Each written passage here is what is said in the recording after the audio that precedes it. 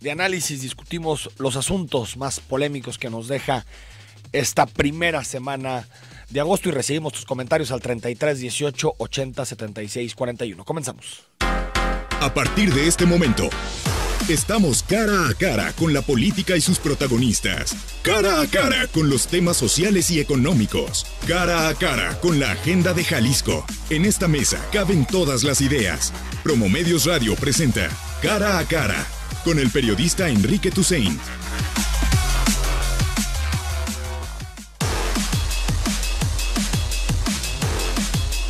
Nueve de la mañana con 5 minutos. Estamos totalmente en vivo este viernes 3 de agosto para platicar contigo los temas que nos ha dejado esta semana, los asuntos más polémicos. Ayer la fotografía comenzó el traspaso de poderes en Jalisco, reunión institucional entre Enrique Alfaro, el gobernador electo, y Aristóteles Sandoval, que deja el poder el 5 de diciembre, y una semana que también nos dejó el tema Bartlett como el principal de la agenda pública. También algunos de los compromisos que hace Enrique Alfaro, su vuelta de las 3 semanas que tomó de vacaciones, y una nota de hoy que está por confirmarse en las próximas horas. Parece que el Tribunal Electoral Federal va a revocar la sanción, va a revocar los 197 millones de pesos de sanción que le pone el INE a Morena por el manejo desasiado, por el manejo irregular del fideicomiso para los damnificados. Jorge Rocha, ¿cómo estás? Muy buenos días, Enrique. Buenos días a la gente que amablemente Bienvenido de regreso, Jorge. Sí, por fin pisando Guadalajara. Todo el mes de julio anduvimos fuera de la ciudad. Y ya me decían, pues, ¿qué pasa con Jorge? ¿Se pelearon porque es atlista? No pasó para nada. Es académico y puede tomarse vacaciones, y qué bueno que lo haga. Así es, entre vacaciones, trabajo fuera de la ciudad, te permite conocer versiones en otros estados de lo que pasó en las elecciones. Las elecciones, claro. Sí, anduve en Ciudad de México, ayer en Guanajuato, y sí alcanzas a pulsar lo que pasó en el territorio libre de Guanajuato. Exactamente, en la Suiza del Sur, ¿no? Ayer andábamos por allá. Escuchamos a lo que decía Andrés Manuel López Obrador de Manuel Bartlett. Respeto muchos puntos de vista, pero el licenciado Bartlett desde hace muchos años ha estado defendiendo la industria eléctrica nacional, y por eso decidí proponerlo para ser el director de la Comisión Federal de Electricidad. ¿Pesó más su experiencia que su pasado? ¿Pesó más la experiencia de Bartlett que su pasado? Sí, la experiencia, y también se debe de tomar en cuenta que él ya fue secretario de Gobernación, fue secretario de Educación Pública, y ha estado defendiendo la industria eléctrica. Eduardo González, ¿cómo estás? Muy buenos días. ¿Qué tal? Buenos días, un saludo a todos. Ricardo Salazar, ¿cómo estás? ¿Qué tal? Muy bien, buenos días. Omar García, ¿qué tal? Estás? Buenos días. ¿Cómo ven el tema Bartlett, Jorge Rocha? Pues mira, yo creo que sí es un nombramiento bastante polémico, por supuesto. Creo que es el primer desacierto de Andrés Manuel, porque efectivamente, a ver, hay que decirlo, Bartlett sí ha estado en la agenda energética, y esto de que se le siga acusando de priista, pues podríamos hacerlo con toda la clase política. Bueno, pues sí. O sea, esa parte sí. Ahora, que efectivamente tiene un saldo pendiente con el tema del famoso fraude del 88 también, o sea, eso es una realidad de parte del señor Bartlett. También hay que decir que es un tipo que sí sabe de administración pública, sin duda. O sea, no es ningún neófito, aunque no sea un técnico, como algunos decían, en el tema energético, pero sin duda que es un administrador público que conoce las entrañas del sistema. Eso también hay que... Vaya que conoce las entrañas del sistema. Lo ha tumbado y lo ha caído, pues, imagínate. Lo ha manipulado. Entonces, pero sí, yo creo que sí es un nombramiento errático de parte de Andrés Manuel, y quizá si hubieran presentado un diagnóstico previo de lo que pasa en la CFE, y entonces con ese diagnóstico justificar la entrada de Bartlett, creo que hubiera sido un asunto distinto. Sin embargo, es simplemente el nombramiento en frío, sí, ¿no? Y eso sí genera muchísimas dudas, ¿no? El asunto también es Entiendo que Bartlett comparte la agenda de Andrés Manuel en estos temas, sobre todo el nacionalismo energético. Tal cual, tal cual. Sin embargo, tenías otros perfiles sin ese pasado tan detestable como el de Manuel Bartlett, que podías perfectamente acudir a ellos y que podían impulsar la misma agenda. No, incluso hasta Bartlett lo hubiera podido poner como asesor, pero en el tema energético, pero no en esa posición. Creo que se equivoca y en tanto en el nombramiento como en el procedimiento, desde mi punto de vista. Bartlett, Omar García. Mira, yo lo que creo es, yo me enfocaría más en esto del diagnóstico y de que no sabemos cuál es el plano, el proyecto que tienen para la CFE. O sea, sabemos lo que quieren hacer con la reforma energética, medio sabemos. Pues más o menos. Ajá, ¿no? medio No sabemos qué tan sabemos. profundo van a llegar. Y el tema de morosos está clarísimo. Exacto. Cómo Es está, que una ¿no? cosa, por ejemplo, lo que viene en el Plan Alternativo de Nación, en el proyecto 2018-2024, por ejemplo, en materia de electricidad, sí es recuperar cada vez el carácter público de la Comisión Federal de Electricidad. Hay que recordar que la Comisión solamente produce el 50% de energía. Pero en ¿eso este qué país. significa? Ya la mayoría está más inversión, más, supongo. Exacto, o sea, no sabemos a qué llegó.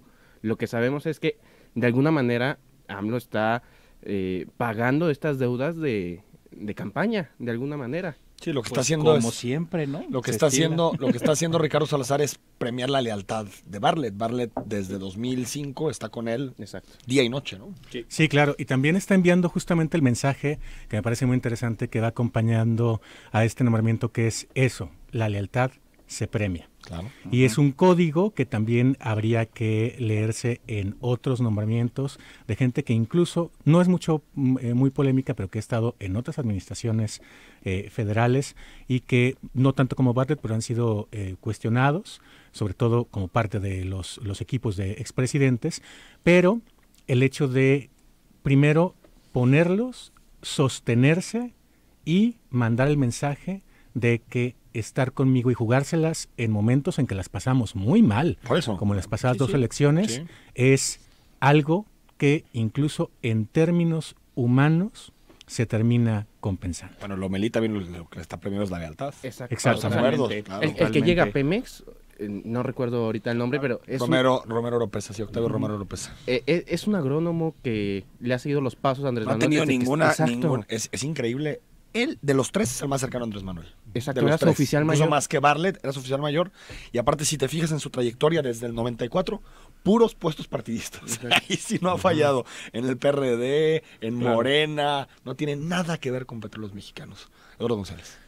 Yo siempre digo que de la sombra y de la historia nadie se puede separar.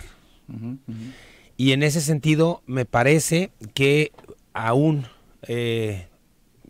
reconociendo la labor de la lucha nacionalista de Manuel Bartlett a favor de la generación de energía y todo esto y su cercanía con Andrés Manuel, creo que lo que Manuel Bartlett le ha generado al sistema político mexicano es mucho más dañino de lo que su Podría discurso, ganar, ¿no? así Sí.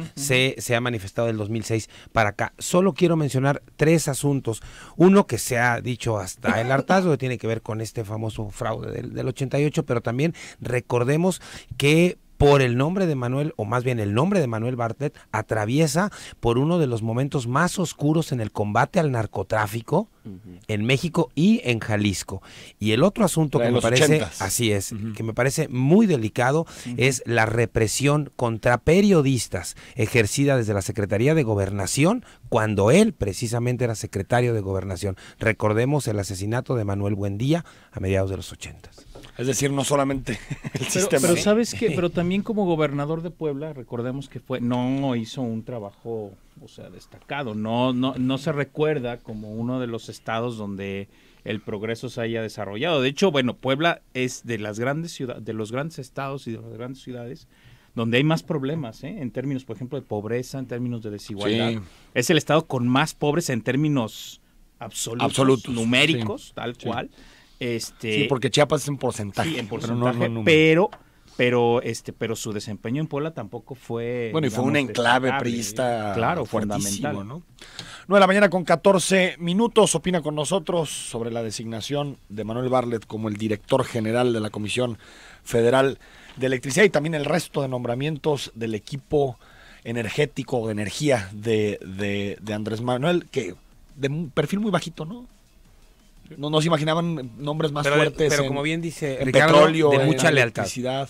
De mucha lealtad. De mucha lealtad. Pero entonces, ¿qué nos dice eso? El que va a controlar la política del país en materia energética es Andrés Manuel. Todo. Directamente. Y es no, que pero sabes en que- el equipo económico sí hay un mensaje de externos, de terceros, de gente con trayectorias Pero en seguridad independientes. tampoco. Es que En ¿sabes seguridad qué? del CEL también, claro. Recordemos que Andrés Manuel, su origen político es Tabasco, que Por es un eso. estado Petrolero. plenamente pero no te, energético. pero no te imaginabas por eso No, mismo claro, algo claro. más sólido al momento No, de yo presentar el también, proyecto. más bien se fue con los leales. Digo, también estoy hablando en estos viajes que hice con gente de Tabasco y los proyectos que tiene Andrés Manuel para el Estado son impresionantes, ¿eh?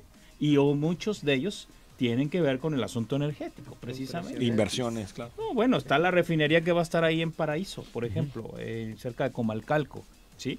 O sea, sí les va a llegar dinero a lo bestia. Además, incluso todo el tema de reforestación que está planteando va a ser también en esa zona, ¿eh? Y ahí sí son los tabasqueños que han estado con él, ¿eh? O ese grupo. Digo, no es que sean de Tabasco, pero es la gente vinculada a ese proceso político. Vamos al corte 9 de la mañana con 15 minutos.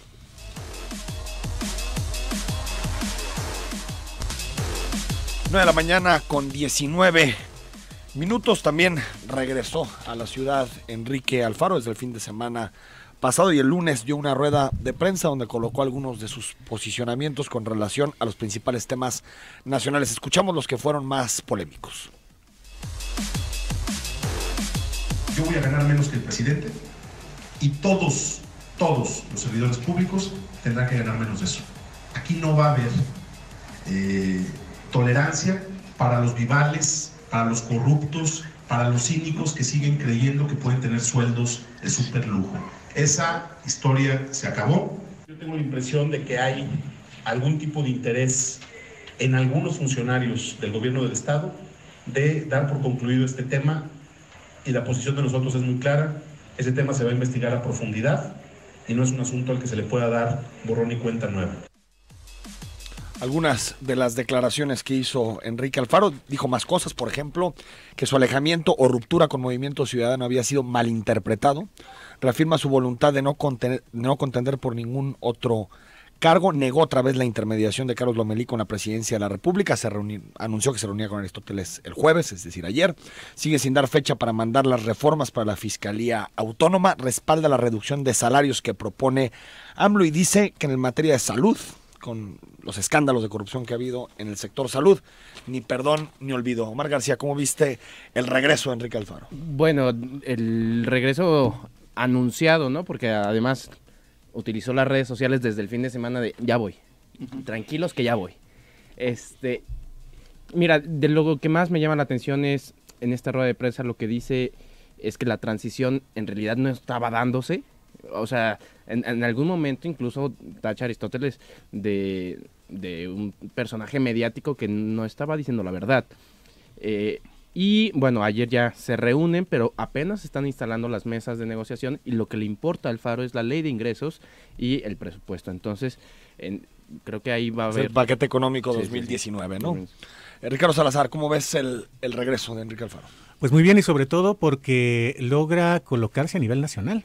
O sea, con el hecho de lo de Lomelí hace que al día siguiente le responda Andrés Manuel López Obrador y está en todos los medios nacionales, cosa que ningún gobernador actual o electo ha logrado. Y bueno, pues el hecho de que Andrés Manuel finalmente le compre el pleito y conteste, lo coloca también en una palestra que es bastante interesante porque pues en este momento prácticamente todo el país se está volviendo López Obradorista, morenista, etcétera, etcétera, y hay muy pocos que están cuestionando las decisiones que toma, y los que las cuestionamos de repente recibimos una horda de ataques de quién sabe dónde, ¿De redes sociales? por andarlo tocando con la crítica, el pedal de una crítica. Entonces el hecho de que alguien con un personaje, perdón, con un peso tan específico como Enrique Alfaro, como un personaje que le da vida a MC, y por cierto hay que cruzarlo con un dato muy importante esta semana, que MC en un spot en el que aparecen por cierto varios alfaristas le ofrece a Andrés Manuel López Obrador sus votos en la Cámara de Diputados a nivel federal. Para el gasolinazo. Para. El gasolinazo nada más. Pero tú crees que va a ser... Yo vi el video y el video decía, si le quieres dar marcha atrás al gasolinazo, ahí están nuestros votos. Pero es un guiño interesante que puede... Yo creo que digamos, incluso la desencadenar designación otras de cosas, Dante ¿no? Delgado como coordinador de los senadores y no Clemente Castañeda es un guiño a Andrés Manuel López Obrador. Sí, porque es mucho O sea, más para negociar. Dante cercano, Delgado ha claro. negociado con Andrés Manuel décadas. Jorge. A ver, a mí me parece que sí, que Alfaro, bueno, a diferencia de Andrés Manuel, que prácticamente al día siguiente estaba colocando agenda, Alfaro se tarda un mes en colocarla.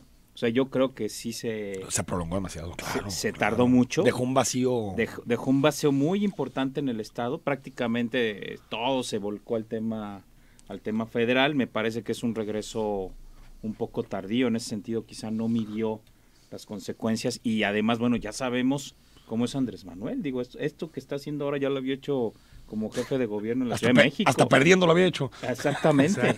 Entonces creo que ahí es un mal cálculo político. Sin embargo, creo que el regreso es interesante. Y también ilustra una cosa, perdón, Jorge, antes de que digas, la excesiva importancia que sigue teniendo Enrique Alfaro en toda la agenda de Movimiento Ciudadano. Porque si te fijas, en el caso de López Obrador, han salido voceros, portavoces, Olga Sánchez Cordero, Carlos Ursúa, que empiezan a tomar, Tatiana, ciertas posiciones, a reducir incertidumbres, el mensaje de futuro, vamos a ir para acá, para allá, para allá. Es decir, si Andrés Manuel se va 4 días a Chiapas de vacaciones, no pasa nada, sigue habiendo agenda. En el caso de Movimiento Ciudadano, si Enrique se va, nadie habla. Yo recuerdo una declaración de Ismael del Toro hace 3-4 días, una de Clemente, y párale de contar. Tuvimos un impas real en Jalisco en un mes, Un mes. Un impas completo, porque además no solamente fue Enrique Alfaro, o sea, no habló nadie. Un mes completo, apenas ahorita empieza como a moverse, ¿no? A moverse el asunto. Ahora, estas señales que manda Alfaro en términos de austeridad me parecen correctas, me parecen interesantes. Sí, hay que observar de manera muy clara cómo va a ser el proceso de transición, y lo que yo sí estoy esperando de Alfaro ahora es que empiece ahora sí a soltar los nombres de quienes van a estar en las secretarías, de quienes van a estar en las instituciones, en los organismos públicos autónomos. Yo creo que ahí, fíjate que va a haber poca sorpresa. Yo creo que va a gobernar, iba a decir, con sus más cercanos, con su equipo de Tlajomulco. Sí, no, seguramente. O sea, pero yo sí veo a secretario general Enrique Ibarra, secretario general del gobierno del Estado. Veo en CEPAF a Juan Partida, que es quien lo ha acompañado en materia financiera. En la Secretaría de Seguridad Pública veo a Macedonio Tamés. Creo que la gran duda es el fiscal. Sí. Esa es como la gran interrogante. El resto, en movilidad, pues está entre Mario Silva y Diego Monraz. Habría que ver en CEDIS a ver quién va a quedar. Pero yo, que es un tema importante, yo sí espero que ahora sí ya empiecen a dar esos pasos de ya dijo que hasta octubre, Pues sí, hasta octubre ni un nombre. Entonces vamos a tener que estar, hay que en el especulómetro. No, yo creo que es sano empezar a dar los nombres, porque además en el escenario federal el mapa ya se está armando. Y aquí en el estado que sigas sin saber. A mí sí, en términos del gabinete, correcto. No, aparte, yo esperaría que abra más. Sí. O sea, a sociedad civil, académicos, a externos. Necesita oxigenar. Ese es el tema. O sea, ¿cómo va a gobernar y con quiénes va a gobernar? Sabemos que ese grupo va a estar, digamos, lo que decías, es muy predecible. Pero hay que ver qué otros, qué cargos recoge de sociedad civil, qué cargos recoge de grupos de poder fáctico, qué cargos se les da a los empresarios. Sí, los empresarios siempre piden la SEDECO, por ejemplo, ¿no? La Secretaría de Economía. Todo eso hay que verlo, ¿no? Eduardo González. Pues solo para abonar un punto más a lo que ya comentaron, con lo cual coincido ampliamente, es que en la medida en que se hagan los nombramientos, a mí sí me parece que ya es necesario hacerlos. En esa medida, no solamente la agenda de Movimiento Ciudadano no se vuelve la agenda de Enrique Alfaro, sino que también empieza a haber otras voces con cierto peso político, porque podemos decir que Ibarra Pedrosa puede quedar pero mientras no se anuncie, pues ni habla, y lo que habla se puede o no tomar en cuenta.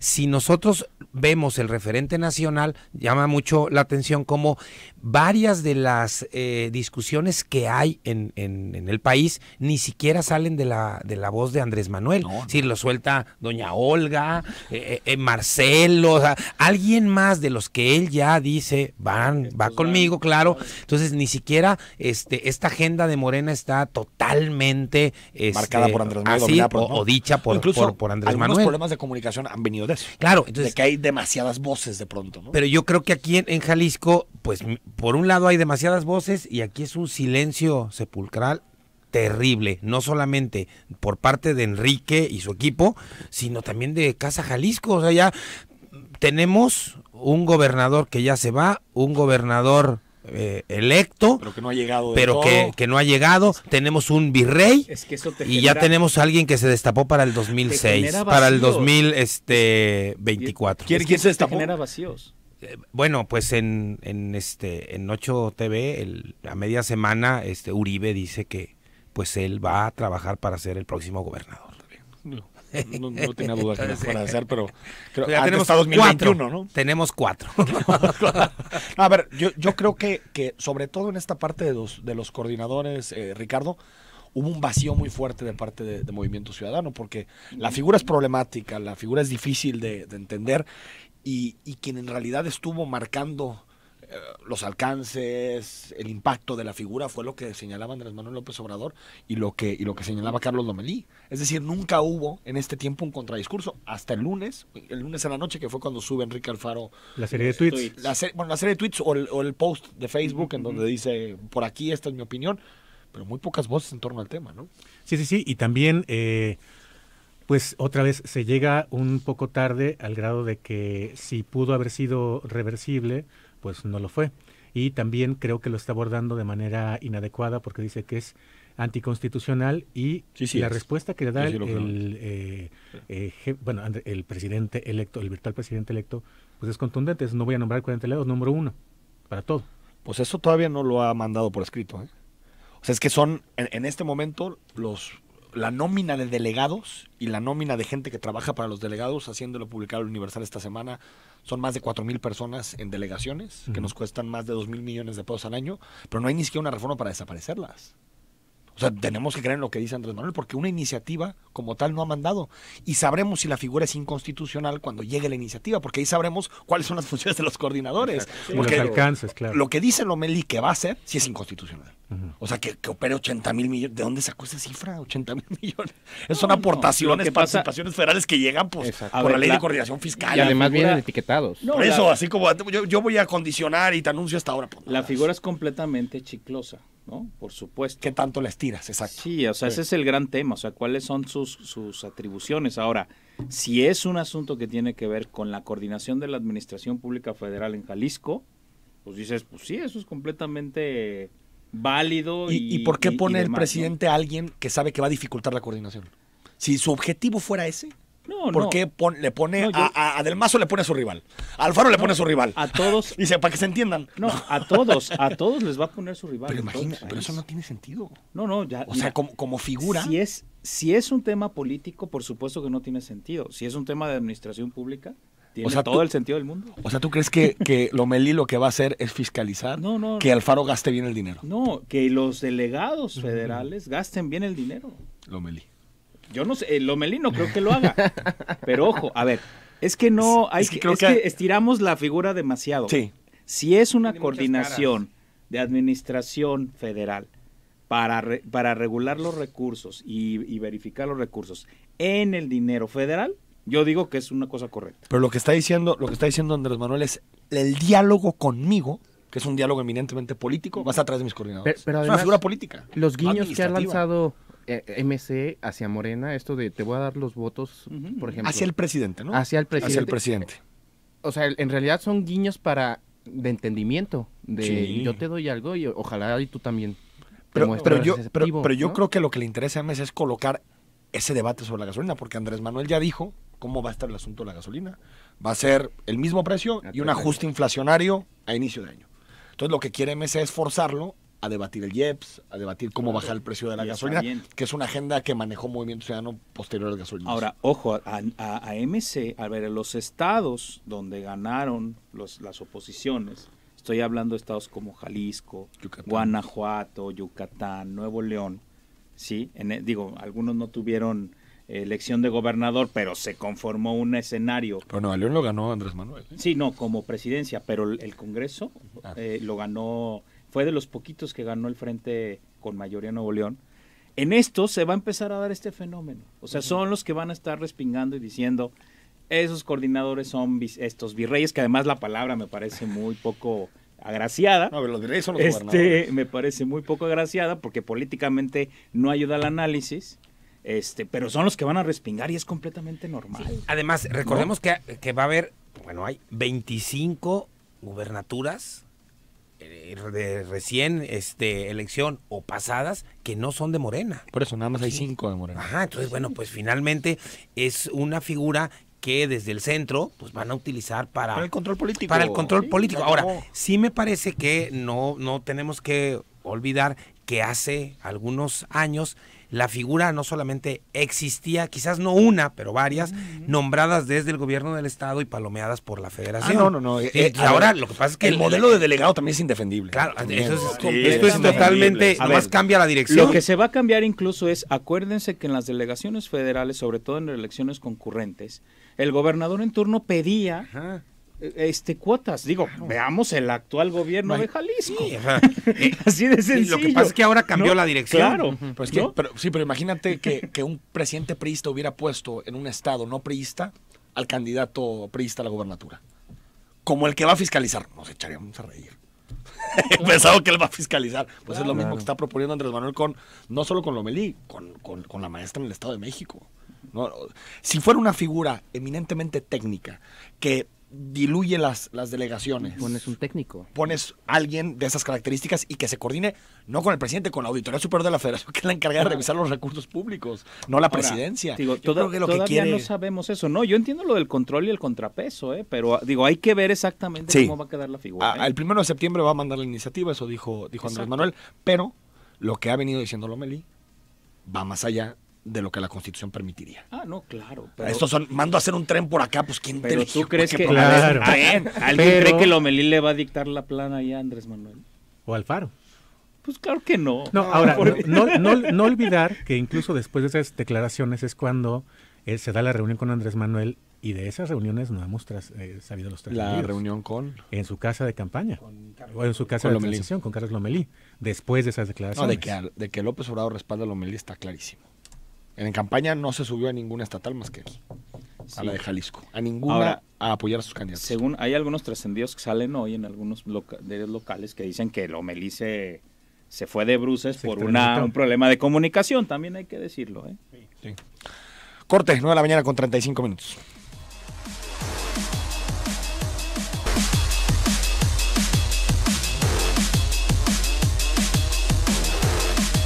De la mañana con 40 minutos, pues siempre hay polémicas en torno a los trabajadores del Congreso. En este caso nos enteramos hoy por el periódico Mural que un hijo de Jorge Arana, Francisco Javier Arana Orozco, aparece también en la nómina del Congreso percibiendo un sueldo bruto mensual, es decir, los impuestos, 39,098 pesos, luego de que también se aferró, estuvo dura la polémica con la diputada local del PRI, María del Refugio Ruiz Moreno, que después de semanas de polémicas en medios de comunicación decidió ahora sí prescindir de los servicios de su hijo como coordinador de asesores.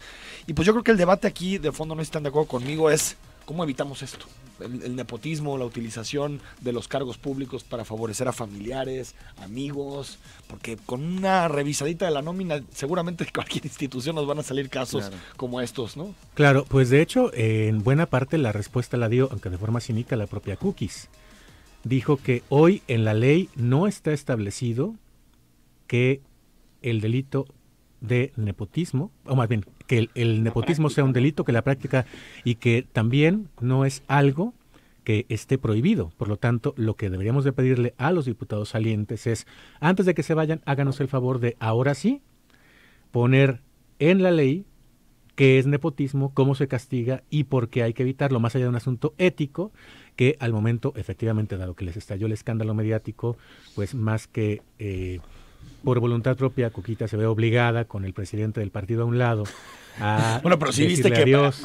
Cuando iban a hacer las preguntas los reporteros, se levantó Cookie y se fue. Sí, pues sí. Dijo, ahí nos vemos. Qué mejor mensaje. Dijo, tú respondes, Ramiro, pobre Ramiro, ¿va? Oye, claro. Qué mejor mensaje. No les voy a amenazar como los amenazó, ¿no? O sea, Martín Aquino le dije, o sea, fue una amenaza velada la primera vez que ¿Qué le dijo? No conozco. el audio que publica Mural es un asunto de esto que tú estás publicando va a tener consecuencias. Ah, sí, mi hijo va a perder su trabajo. Pues mira. Pues eso pasó.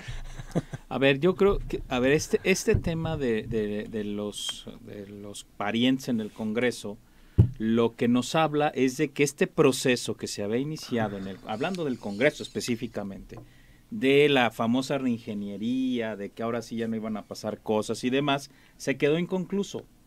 Muchos avances, ¿eh? Hubo avances, Sí. pero está inconcluso. Acuérdense los congresos antes. No, Tenían que rescatar la cada 58 2 por 3. legislatura fue deprimente. No, fue pues, deprimente, pero acuérdense, Y la 60 y la 61 que han sido había buenas, hay un proceso inconcluso porque se dijo, se va a terminar de hacer todo el tema de la Sí. revisión de la nómina. Es cierto que ya no ha habido escándalos y en eso yo creo que hemos avanzado bastante. Bueno, Es que sabes también, la desaparición de la partida para las casas enlace sí, también provocó que hubiera menos escándalos porque los diputados tienen menos acceso a recursos. claro, pero Como ahora tal, ¿no? yo creo que sí se tiene que hacer o terminar de hacer una revisión Sí. en el Congreso y ya la siguiente legislatura, la que va a entrar, tendría que tener una postura muy clara al respecto. Refundarla. No refundar, pero La legislatura, ¿va? No, para estar a modo del léxico local, ¿no? no, hacer una ley orgánica y donde estas cosas ya se penalicen, tal cual. ¿Sabes Así de simple. ¿Sabes cuál es el asunto de que es de pronto difícil legislar? Que se están utilizando, digamos, tácticas o estrategias de prestanombres para que entren hijas, hijos, familiares, primos, primas a la nómina a través de un tercero, que no se cobra una comisión Exacto. o cualquier cosa y por lo tanto operas a través de prestanombres. Es muy complejo. Cobran por el eso, diezmo, ¿no? Aquello, Yo- ganas 40, pero en realidad te llegan 30 porque los otros 10... Yo creo que en el Congreso Sí. es exacto. Son para Ahí operar, el, ¿no? el moche y todo eso, ¿no? Yo creo que ahí es importante todo el asunto relacionado con el servicio legislativo profesional Claro. o el servicio profesional legislativo, porque ahí sí, quien llega por oposición, llega por exámenes que tienen que hacer, conocimiento en la materia, que las primas, los primos, algunos pasarán ese examen, pero Es que es más esa difícil, parte, más es que es difícil. esa parte de esa reingeniería Sí, que falta pero hacer. nunca lo han apostado, lamentablemente, No, porque no, ya lo sé. para meter gente al Congreso es una buena... Lo que pasa es que desde las 58 que hubo estos escándalos, pues se dijo, vamos a ir hasta allá, pero las no han ido. 59. Sí. Creo que las únicas que le empezaron a meter fueron las 60 y Pero las se les 61. olvidó... Sobre todo las 60. Se les olvidó. O sea, lo dejaron...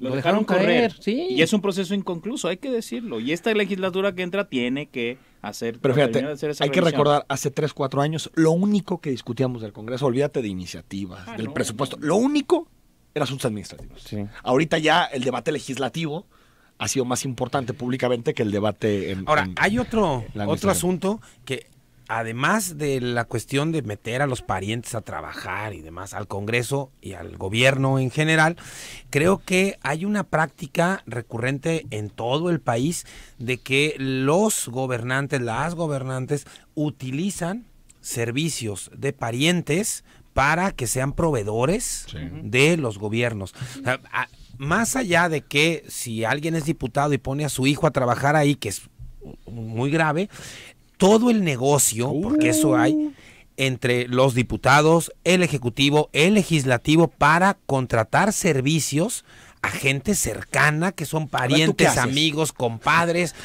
¿Qué me puedes Claro, proveer? ¿qué servicio me puedes proveer? Y ahí me parece que hay un espacio Claro. totalmente oscuro que la ciudadanía tiene... Está como en el imaginario Que colectivo existe de eso, pero ajá. no lo comprobamos con Claro, datos. ¿quiénes son? con- ¿Cuántos Ni son? tenemos la ¿Cuántos? magnitud del Claro, asunto. ¿cuántos millones cruzan por esos arreglos Es- empresariales esa con parte, el gobierno? Lalo, patrimonialismo puro y duro. Me acuerdo cuando venía el ex delegado de la Secretaría de Comunicaciones y Transportes, Bernardo Gutiérrez, que presumía las obras como si fueran suyas. Decía, la carretera que hice, el parque que estamos haciendo, el puente que estoy haciendo, pues son recursos públicos que tienes que utilizar. Claro. El que llega a tomar esas decisiones cree que es su lana. Sí, y además Y entonces si, contratas un si primo, le contratas rascamos un nos tío. damos cuenta que buena parte de esos servicios contratados pues cruzan obligadamente por algún conocido, algún pariente, el compadre, o bien en este pago de petición de moches, desde lo más bajo, que me parece que es, te voy a poner una nómina de tanto, pero vas a ganar el 70%, hasta el moche por darte un contrato para un servicio Yo no al estaría gobierno. de acuerdo Omar. en que el Congreso ha avanzado tanto Yo lo que creo es que más bien la masa crítica para estar revisando los asuntos administrativos se ha diluido. O sea, ahora trabajan en los gobiernos. Exacto, o sea, hay muy pocos activistas. O sea, ¿dices de los medios?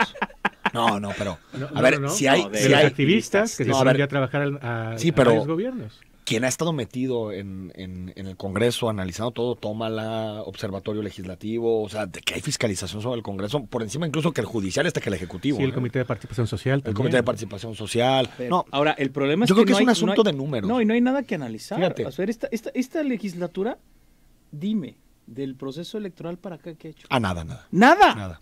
Absolutamente nada. No hablamos de él. O sea, de ellos porque no han hecho nada. Desde diciembre se acabó la legislatura y sabemos que se acababa. Sí, desde que se fueron a campaña prácticamente. ¿No? Y qué bueno, después le mueven unas cosas que... Pero ¿sabes qué? Pero tienen temas pendientes. Sí, claro. Que ahí siguen atorados. 1 de noviembre, hasta el 1 de noviembre. Sí, olvídate, antes no vas a...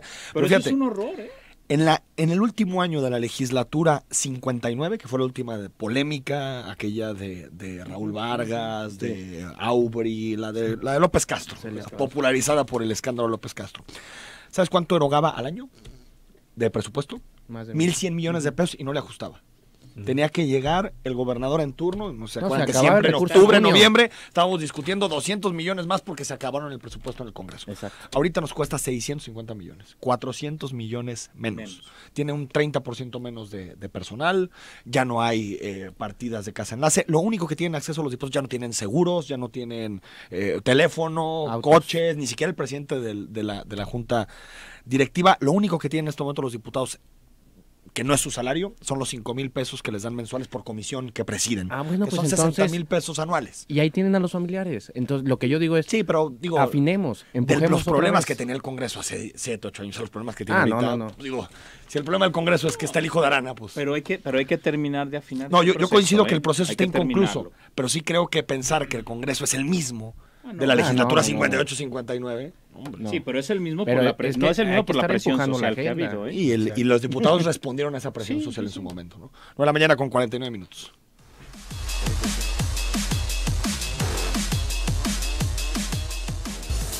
La música evoluciona, la noticia se vuelve historia y Zona 3 sigue avanzando. Estamos un paso adelante en el 91.5 FM, Zona 3. Vas a decir Fiu cuando puedas comprar tu seguro de auto en línea. ¿Y sabes por qué? Porque Fiu es la tienda de seguros online.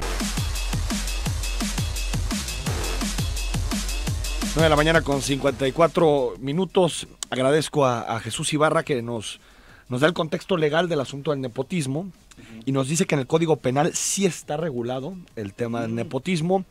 Se llama uso ilícito de atribuciones y facultades. Mira, artículo 152 y vienen todos: otorgue por sí o por interpósita persona, comisión, contratos, concesiones, cualquier acto jurídico en beneficio propio o de su cónyuge. Más bien, si hay ley, nada más que no. No, pues qué bueno que nos ilustra Jesús con esto. Entonces a la diputada peor tantito no conoce las leyes de este estado. Peor tantito. No, y te voy a decir una cosa. Peor tantito, el jurídico del Congreso tampoco conoce las leyes. Exacto. O sea, tú dices, una diputada se le puede ir al artículo 152. Y el contralor que haya dicho, no, o sea, vamos a investigar, pero no nos vamos a despedir. Sí. Exacto. ¿Y cómo entró? ¿A poco cuando llega un apellido Arana no te brinca? No tratas un poquito de checar, ¿no? Sí. Estos temas que hemos estado hablando yo creo que son de los que en el sistema estatal anticorrupción tendría que empezar a explorar, y eso refuerza la hipótesis de que hay que fortalecer a ese sistema, que es una de las agendas que Alfaro tiene que... Con que les paguen, que les paguen y que tengan la estructura necesaria para hacer lo que tienen que hacer. El fiscal anticorrupción lo traen con 3 agentes del Ministerio Público sin no, lana, y le dicen que responda a 680 casos de investigación. Eso lo tienen que Ayer yo escuchaba a Jesús Alatorre decir, a ver, no me pongas policías, ponme gente especialista en temas de corrupción. Claro, aparte agentes del Ministerio Público que te pasan de la Fiscalía. Exacto. Uy, sí. Fernando Nájera, que bueno, fue diputado un tiempo y reemplazó a Alex Hermosillo, dice un saludo a todos en cabina. Últimas semanas en el legislativo se logró 0% impuestos para dar casas con valor menor a $1,5 millones y facilitar actas de nacimiento extemporáneas. Ah, estas que no aceptan. Ah, no. No aceptan en las Como yo no tengo casa y todavía no estoy pensando en heredar. Todavía no. 7985, buenos días. Los 40 enlaces federales que hoy hay en Jalisco ahora se convertirán en los ayudantes del enlace oficial. No los van a dar de baja. Imposible pensar que Lomelí sabrá de todo. Claro. 1912, muchas gracias por tu comentario. Pablo Arturo Morales, buenos días. Muchas veces no hay cercanía entre parientes. Tomando el punto del nepotismo, se puede dar un número de expedientes para la solicitud de empleo. Y esa loquera de lo nebuloso, lo sospechoso y criminalizante afecta al sabio juicio. No es inocencia, pero si tienes parientes en la política, ¿se disminuyen tus oportunidades? Pues sí. Sí. Es que cuando te dedicas a la política hay cosas que ya no puedes hacer. Claro. En la iniciativa privada, con tu dinero, tus inversiones y lo que quieras, contrata a quien se te venga la gana. Es que te metes a un asunto de moral pública, de ética pública, que hay que, claro, y que hay que responder a eso, punto. Alejandro dice, excelente programa, felicidades. Hay que recordar que los gobernadores han tomado un gran número de pesos para su bolsillo. Su gran número es un buen eufemismo para decir millones y millones y millones. Pero fíjate, yo creo que eso Andrés Manuel lo utiliza. Sabe que el momento actual de los gobernadores es muy delicado. Entonces que en este momento los puede contrarrestar, los puede controlar, nadie va a salir a defender a los gobernadores. Y los puede fiscalizar. Y eso de federalismo para la gente es una calle.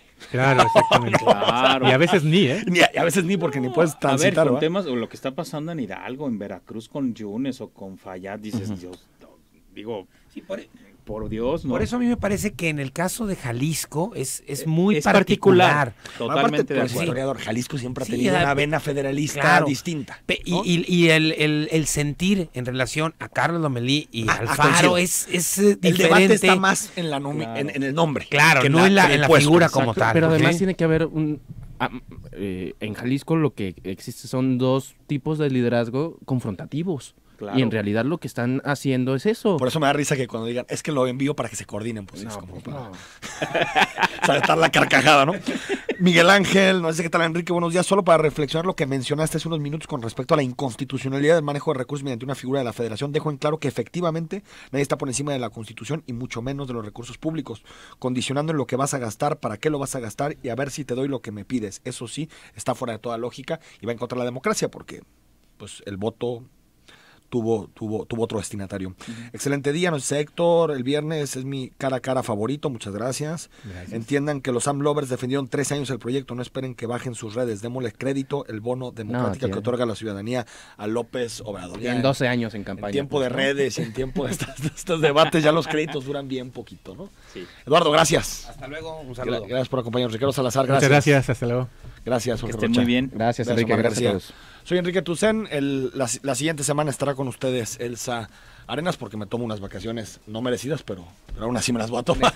Sí, son merecidas. Son merecidas y ya nos escuchamos de regreso aquí el lunes 13 de agosto.